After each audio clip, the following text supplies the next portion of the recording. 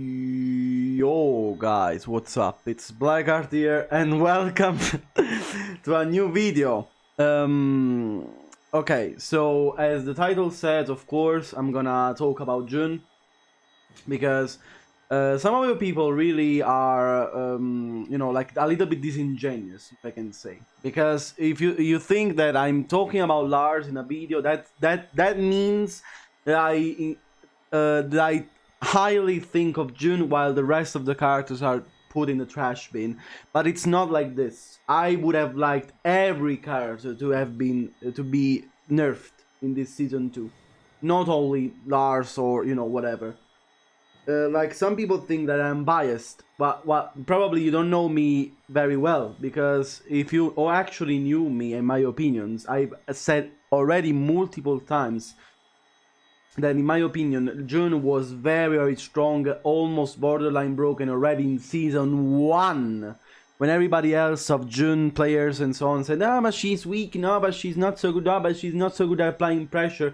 Duh, it's because that's what she doesn't have to do. She doesn't have to apply pressure because she's a defensive character, for fuck's sake. So really, I'm a little bit tired of these people trying to be disingenuous and say, yeah, but you only talk about Lars, yeah, but you only talk about Leo, what about June, what about June? Here we go. Let's talk about June, because I already did a video in which basically I described the changes they made to June, but I didn't want to share my opinions on the new June because I wanted to test them for myself, because before judging and before saying anything more particularly and decisive about it. But now I played a little bit of June. Speaking of also this, I wanted to address another things, because I've seen in some streams or in some other areas, some people say, yeah, he says boycott Tekken 8, but he's still playing. I never said I would have boycotted the game. I'm gonna say this again because probably some people don't understand. They cannot read. Thank you for the follow. They cannot read simple things. Okay. In all of my streams and in all of my videos, when people ask me, are you boycotting Tekken 8? I'm saying off stream, no. So I'm keeping playing June off stream because I want to test the new June, because I wanted to test her new buffs and so on. But my way of supporting the cause, because I still believe in what people did in these days about boycotting Tekken 8, it was not streaming the game anymore. The thing I did for 2 weeks. The only time I streamed Tekken 8 again was testing the new patch, the new emergency patch live. Apart from that, I never streamed the game again. So shut up, because I never said I was boycotting the game off stream. I specifically said to all the people that followed me that I would have boycotted the game on stream, and this is far more important for a streamer specifically, rather than people maybe boycotting Tekken 8 and then playing the game in secret and so on. I was very open about it since the beginning. I never said I would have boycotted the game completely, because I knew I would have kept playing the game and so on. So please just stop with these accusations, because they are simply not true. I never said I would have boycotted the game completely. I said I would have boycotted the game on stream, and it's a thing I promised and I maintained during these weeks. Apart from that, it's impossible for me, after playing this game for 10 years, to stop playing it completely, because it's just something that I cannot do, and I acknowledge that. I admit that even the game is shit, I'm still gonna play it, because it's a game I play every day of my fucking life for 10 years, basically. So you cannot expect me personally to drop the game completely after one bad patch. At least they try to do something in this new emergency patch, so I'm giving them the benefit of the doubt that they finally understood that things are wrong in this patch.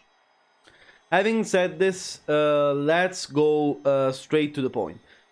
So, the new June. I think they destroyed the character completely.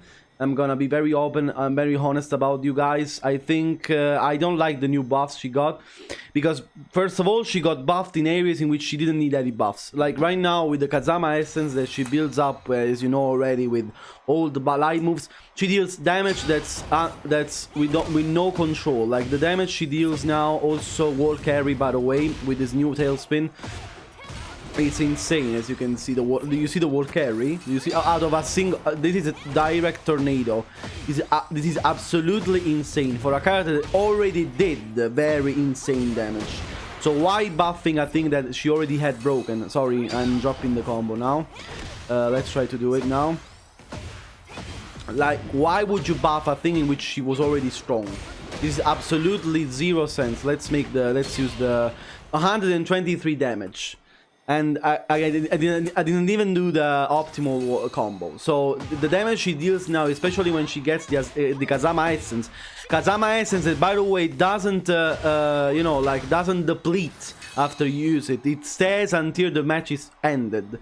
That's so stupid. I think it should work like a Yachi's one, in which basically you only activate, well, like, let's say when you reach the meter, you can decide when to activate it, and it should last only for 1 round. It's very, very stupid that she keeps this thing the whole match, because she gets so broken. Also, when this Kazama essence is activated, she gets a full screen projectile that this move that hits from range 4. It's -20, but who would you expect to punish this thing at 4 range? The consistent thing you can do is Rage Art, I think, against this interaction. For example, yesterday I played with Steffi Black and Rage Arted my ass every 2 seconds. So again, also this is a hit engager, by the way. So of course when she's in it, she gets access to a full screen projector that's +5 on block, by the way. Like this, okay? And it also deals 45 damage. Like, the damage she gets out of Kazama essence is insane. She powers up this move that you know, it's a full screen safe eye crushing launcher, direct tornado, but still insane. And so the combos at the wall become even more damaging. Like, for example, if I punish with 10 frames, a 10 frame punish, I get to 93 damage. 93 damage. Do you understand how much is it? It was the same damage as before with the Heat Smash War Splat. You know, the 13 frame Heat Smash War Splat. By the way, that got nerfed. That is good. That is good that this got nerfed, because honestly it was so broken. Now she doesn't War Splat anymore, but she still, of course, breaks the walls, of course. So again, also, she wasn't supposed to be a character that used huge pressure on you. She wasn't a character that was supposed to pressure you. She was a character supposed to have insanely strong defensive tools, and a kinda not the same offensively. So she was designed to be played defensively well, not offensively well. But what did she get? She got a transition from this stance that I don't like a lot, because this denaturates her character. She isn't supposed to be all this stance-based character and so on. So now 441 +2 gets into +9 on block into stance. +9 into block into stance means that basically all the options, like the mid can be the mid and high can be power crushed, but of course I can do the low too. But again, that's where maybe, for example, the dig jab comes into place, because the low is 20 frames and so on. Also, you can try to sidewalk, but of course this low now tracks a lot to the left, because this was also another buff she received, of course. So also, again, she probably got the most broken mid in the game. Miare 1 +2 was +6 into mix-up in the previous iteration of Season 2. Now it's only +4, only. That means that most mids can be power crushed or can be interrupted. But again, this is not a only solution, because she can also hell sweep, or she can do the, of course, she also has a throw from this. She has a jab out of this, so it's not a complete solution, let's say, to the mix-up. But the jab is 13 frames, so also the jab can be power crushed. The only thing that wins in this interaction against power crush is hell sweep or throw. But also you can sidewalk basically to the right, all the options. Of course I can decide to not do anything. So there is still some mind game, but I think right now she loses more than she wins in this interaction on block. But still, there shouldn't be a mind game on a 3 range homing that's virtually plus on block. This move got nerfed in the last patch, but I still think the range needs to be adjusted because the range is too much for a move that has all of these properties. The range is like what, range 3 or something. And this range is a little bit excessive for a move that has all of these properties. It's made the homing plus on block into stance. Also, again, her mix-up from Izumo got buffed because now the health sweep is 19 frames, so it's basically unseeable. And this creates a lot of other mix-up situations that she didn't used to be at before because she was not designed to be around mix-up heavy stances. That's why I liked her so much in Season 1, because she was a defensive character in a game full of mashers. She has her own mashing techniques, don't get me wrong. But she was very, very designed around, you know, trying to poke, trying to punish. That's where she excelled in punishing. So, you know, all of this is a little bit excessive. Also, she got a new punish, I don't know why, that again reinforces her mix-up oriented gameplay now. 1-2 now is natural, completely stupid in my opinion, so strong. That puts her into plus 11 into mix-up. And you cannot do anything, of course, on it. And again, why? Because she already had up for 1. Up for 1 was already, trust me, a very, very strong punish. So the need of her having even more insane punishment, I don't understand why, honestly. Up for 1 was already a very, very good punish. It was a wall splat minus 14, you know. So now there is also the choice between not having this drawback of losing health and wall splatting from a time frame, or recovering health with this new punish. That's also counter it, even I think even normally it's confirmable. I think. Let's say that you know, standing and then I don't know, block. I don't know. Is there the option of blocking randomly? Random block. Here we go. Yeah. You can confirm also this. You see.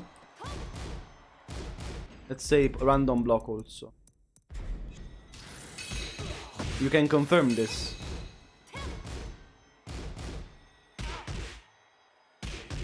You see? You can confirm this when it hits.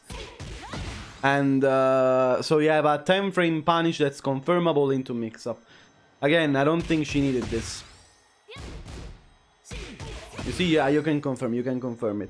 Even without counter, because now it's natural. So, again, she got very insane buff that I think she shouldn't have received. The damage she deals now, it's insane, especially when she has Kazama Essence.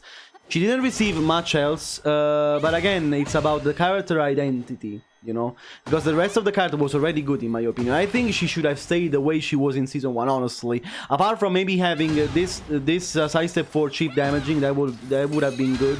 Or maybe down back 3, I would have loved a little bit of buff from down back 3 going from +2 to +3 or +4, a little bit more plus, because she obviously struggles to poke opponents with lows. Like, she only has the power low, the Kanken, that by the way, in my opinion, should be nerfed in terms of damage, by the way, from 25 to 20, let's say.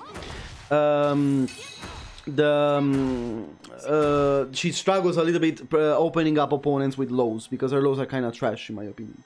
Not super trash, but not the best, let's say. So again, instead of doing this path of rebalancing her a little bit more, they completely destroy her character identity by giving her all of these new stand transitions that were completely unnecessary, and buffing her already strong damage. So now she deals basically Akuma levels of damage. Like in Season 2 version 0.1, when there was not the health buff, you know, that went from 180 to 200, she basically almost death combo every time she touched you. Now the situation is a little bit better, but still the damage she deals is insane. And honestly, I don't know why they buffed her. And I think she already had strong. Like, why would you buff something that already she did very well? Look at the damage every time I launch someone with the Kazama essence. It's just unbelievable. Also, the wall carry now with the new tailspin. Like, I can do crazy combos, and I don't know. I found these new combo routes kind of cringe. Not gonna lie. I can do 4 of these tailspins in a combo. I am become Nina, you know? My baby has stolen the broken Nina text about wall carry, and now she does the same things. Like, I'm tired of this character homogenization, like everybody's saying, because honestly, this happened with Jun. She's become more stance mashy oriented and less defensive oriented, and it's something that she didn't deserve, because she's a defensive character and she should stay that way. So, okay, these are my thoughts on Jun, so now you know it. I think she's very, very strong right now. I still think that she doesn't pressure you the same way as other characters pressure you right now. Like, I still think that Lars is stronger. Can I say that? Can I say that Lars, I think, is still broken piece of shit character, but I think Jun has also been buffed to levels she didn't deserve. So let me know what you guys think in the comments. Let me know if you like this kind of videos, and I'll tell you more about other characters soon. Let me know what you think. I love you. See you guys very soon again. Bye!